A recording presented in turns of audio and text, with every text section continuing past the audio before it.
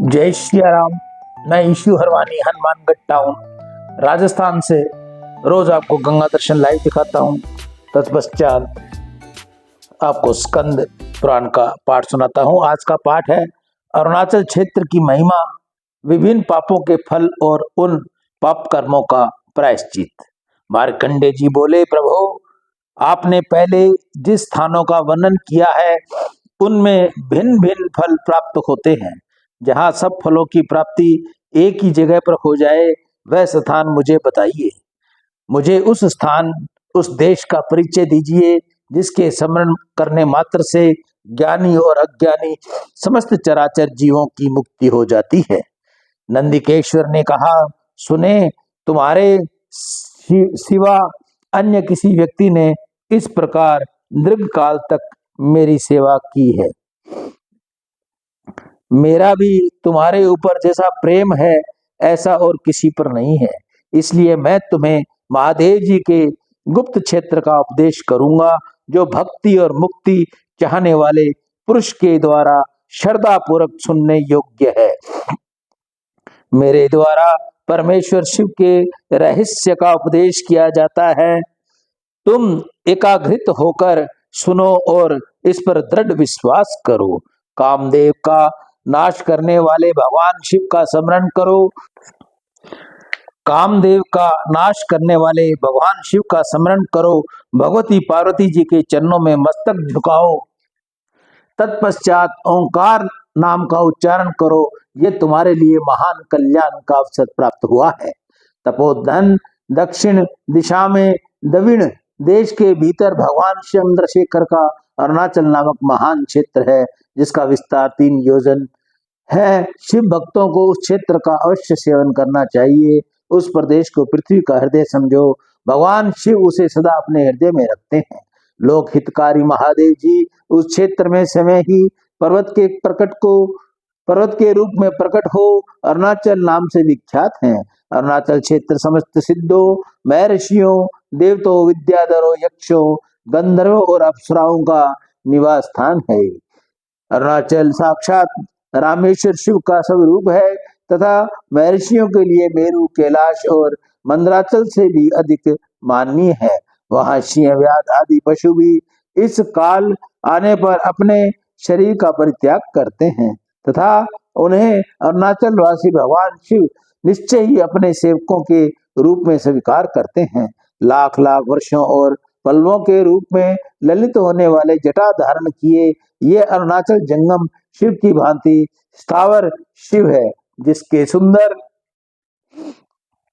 शिखर में लगा हुआ नीला और लाल रंग भगवान शिव के नील लोहित रूप की झांकी करता है तथा जहाँ स्थावर रूप में प्रकट हुए महादेव जी स्थाणुभाव को परिवर्तन धारण करते हैं, यही उनका स्थाणु नाम सार्थक होता है।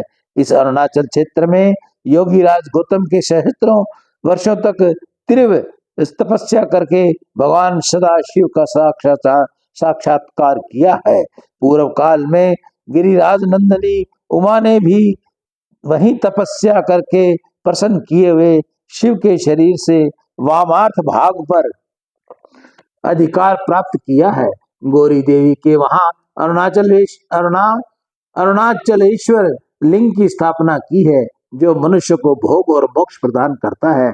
पार्वती की आज्ञा से वहां साक्षात महिषुर मर्दनी दुर्गा देवी निवास करती है और अपने भक्तों को निर्विघ्न मंत्र सिद्धि प्राप्त करती है तथा दुर्गा जी के द्वारा पूजित पाप नाशक नामक लिंग भी सुबोधित है, जो एक बार प्रणाम करने मात्र से मनुष्य के समस्त पाप हर लेता है।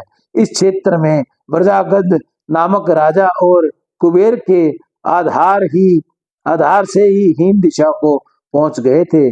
पुनः भगवान शिव की भक्ति और महात्म्य से शिव सायुज प्राप्त कर लिया है। अरुणाचल की प्रदक्षिणा करने मात्र से कांति, शांति और कलाधर नामक विद्याधर राज दुर्वासा के शाप बंधन से मुक्त हो गए थे। भगवान शिव के ज्ञान से बढ़कर दूसरा कोई ज्ञान नहीं है। रुद्रीय से बढ़कर दूसरी कोई श्रुति नहीं है। भगवान शिव से बढ़कर दूसरा कोई श्रेष्ठ शिव भक्त नहीं है। विभूति से बढ़कर रक्षा का कोई साधन नहीं है। भक्ति से उत्तम कोई सदाचार नहीं है। दीक्षा देने वाले से बढ़कर दूसरा कोई गुरु नहीं है। रुद्राक्ष से बढ़कर कोई आभूषण नहीं है। शिव शास्त्रों से उत्तम कोई शास्त्र नहीं है। विल्व पत्र के उत्तम पत्र, धतूरे से उत्पन्न फूल, वैराग्य से बढ़कर सुख और मुक्ति से बढ़कर कोई श्रेष्ठ पद नहीं है। श्लाद पुत्र नंदिकेश्वर के ऐसा कहने पर मार्कंडेश्वर चित्त बहुत प्रसन्न हुआ। वह आश्चर्यचकित हो उठे। उन्होंने पुनः बार बार प्रणाम करके ईश्वर जी से निवेदन किया, प्रभु, मनुष्य का कौन सा कर्म कैसे कैसे होता है और किस प्रकार इस नरक की प्राप्ति करने वाला सुना जाता है? उन कर्मों का प्रतिकार प्रायश्चित कैसे होता है? यह सब आप मुझे बतलाइए। नंदिकेश्वर बोले, मुने, इस संसार में सात्विक पुरुष पुष्यशील होने के कारण कल्याण को प्राप्त होता है। कर्म 3 प्रकार के हैं, सात्विक, राजस और तामस। अतः विधाता ने इन तम प्रधान कर्मों के उपभोग के लिए विचित्र विचित्र नरकों का भी निर्माण किया है। ब्रह्म हत्या के पाप से मनुष्य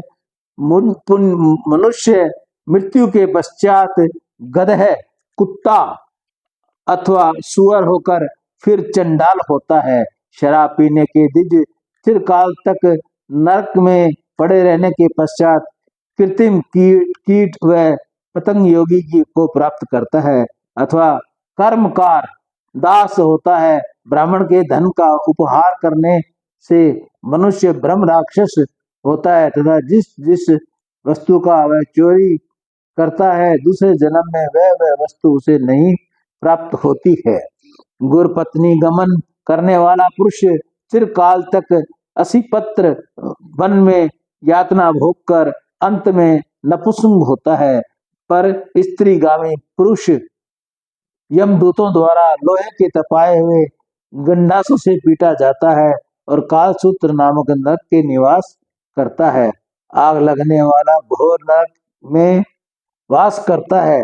जहर देने वाला सुधोर नरक में, चुगलखोर महाघोर नरक में और धर्म की निंदा करने वाला अविच नरक में पड़ता है।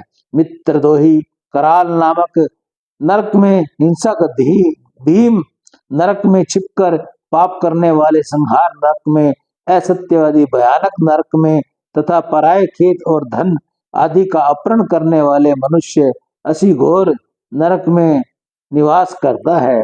परिद्रोहा परायण पुरुष व्रज के सांस भक्षण करने वाले, द्विज तरल में माता पिता से द्रोह करने वाले, तीक्ष्ण और जबकि निंदा करने वाले तापन नामक नरक में पड़ता है। घोड़े की हत्या करने वाले, निरुक्षक वास में, गो हत्यारा दारुण में, भूमन हत्यारा चंडाल में और स्त्री की हत्या करने वाला कुलक नरक में वास करता है। देव संपत्ति का आहार करने वाला दहन में और पराया धन हरण करने वाला घोर घोर नरक में पड़ता है। या यमराज के दूत सभी पापियों को नरक में गिनाते हैं, उनके रस्सियों से बांधते हैं, डंडों से पीटते हैं और कीलों से छेदते हैं। तीखी चोंच वाले बगुले, गीध, भयंकर नेत्रों वाले बड़े बड़े सर्प, काले नाग, व्याध तथा अन्य हिंसक जीव का उन पापियों को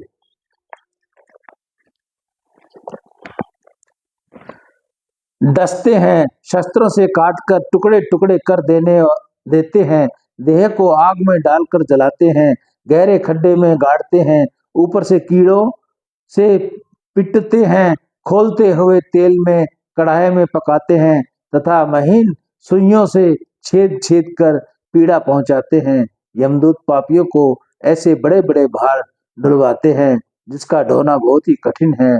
भगवान विष्णु से वैर करने वाले मनुष्य गिरगिट और शिवद्रोही पुरुष मरकट वानर होता है। इस प्रकार पापों का फल जानकर उसकी शांति के लिए प्रायश्चित करना चाहिए। आस्तिक पुरुष को इस अरुण क्षेत्र में ही पापों का भांति भांति प्रायश्चित करना चाहिए। अब मैं पाप पूर्ण चित्त वाले समस्त प्राणियों की शुद्धि के लिए विस्तार पूर्वक प्रायश्चित का वर्णन करता हूँ। ब्रह्मघाती मनुष्य अरुणाचल क्षेत्र में जाकर कटु तीर्थ में गोता लगाए और भस्म एवं रुद्र धारण करके पंचामृत मंत्र का जाप करते हुए उपवास करे, मन और इंद्रियों की संयम में रखकर परमेश्वर भगवान शिव की पूजा करे और ब्राह्मणों को भोजन करवाए। तत्पश्चात 1 वर्ष तक भिक्षा के अन्न पर निर्वाह करते हुए जितेंद्रिय भाव से वहां रहे और भगवान अरुणाचल का भक्तिपूर्ण विश्वास पूजन करे। ऐसा करने पर पुरुष ब्रह्म हत्या से मुक्त हो जाता है, ब्रह्मलोक में सम्मानित होता है। मदिरा पीने वाला मनुष्य भी अरुणाचल क्षेत्र में 1 वर्ष तक विशुद्ध आचार विचार रहे और महादेव की पूजा करके शतरुद्री का पाठ करते हुए उसे दूध से नहलाए। ऐसा करने पर मंदराचल जनित पाप से दूर और मुक्त हो जाते हैं। स्वर्ण की चोरी करने वाले पातक की अरुणा क्षेत्र में महादेव की विलप पत्रों से पूजा करके आदि ब्राह्मणों को भोजन करवाए तो उस दुरुस्त पाप से छुटकारा जाकर भक्तिपूर्ण व्रत का पालन करते हुए प्रतिदिन षडक्षर मंत्र का जाप करे और उस पाप से मुक्त हो जाता है।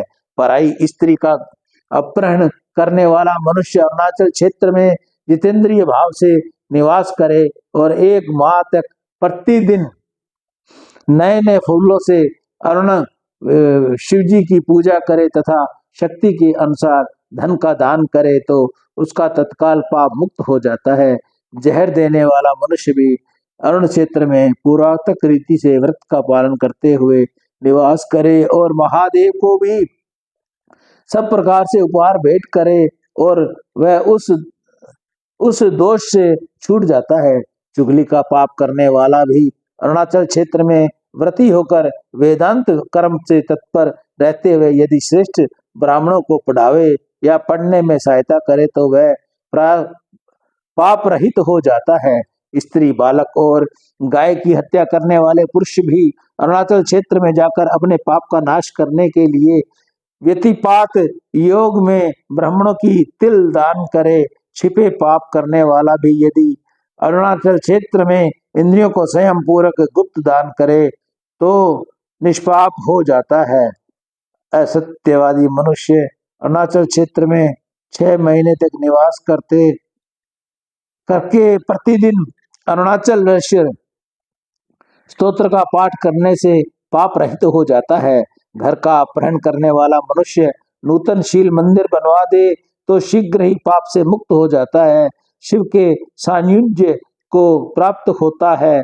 यदि किसी अभीष्ट वस्तु के लिए प्रार्थना करनी हो तो पैदल चलकर ही भगवान अरुणाचल की प्रदक्षिणा करे, उसे वह शुभ अभीष्ट अन्यास को प्राप्त हो जाता है।